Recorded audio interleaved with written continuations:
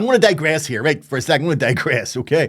I'm not making the seriousness of what's happened less serious, but I am, after all, a stand-up comedian. And I have observed what I believe to be some comedic observations around the Balymeena rioting. For a start, boys and girls, I would argue that the last week has proved beyond doubt, that Protestants simply cannot riot. They're shite at it. Now, don't get me wrong. Protestants are brilliant at many things. They can march brilliantly. Indeed, they can march and play musical instruments such as an accordion or flutes or bagpipes. Some of them can even throw sticks up in the air and catch them behind their back without breaking step. But they cannot riot. They can also erect impressive, momentous wooden bonfires stretching so high up into the sky planes have to be rerouted. But they cannot riot. For a start, they seem confused as to the object of throwing a petrol bomb, insofar as it was them who ended up with their arses on fire.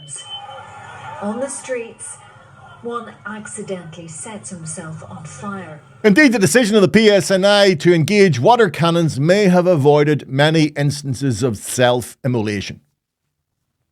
We then had the tragic case, and it was a tragic case, of the young rioter who, having been hit by a plastic bullet, was denied bail. Now, you would have to be a very hard-hearted individual to not feel some smidgen of sympathy for this young man when you discover where that plastic bullet hit. Yes, indeed. Indeed, I think whoever the PSNI officer was who shot that projectile, well, he will now be given the nickname Bullseye. Bullseye. And be getting bought free drinks by his colleagues for some time to come. As for the young man concerned, well, when he was asked in court whether he pleaded innocent or guilty, he stood up and said, "I'm innocent, do you hear me? I'm innocent. I'm an innocent man, I tell ye. I'm an innocent man."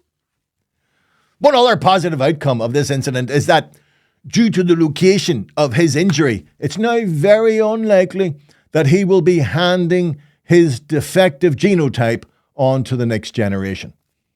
Silver lining to everything. But just when it seemed all was lost in Balymeena, rioters setting themselves on fire or suffering emasculation, a hero arose to rescue the day. Yes, the ranks of rioters parted and a modern-day gladiator trundled into the fray.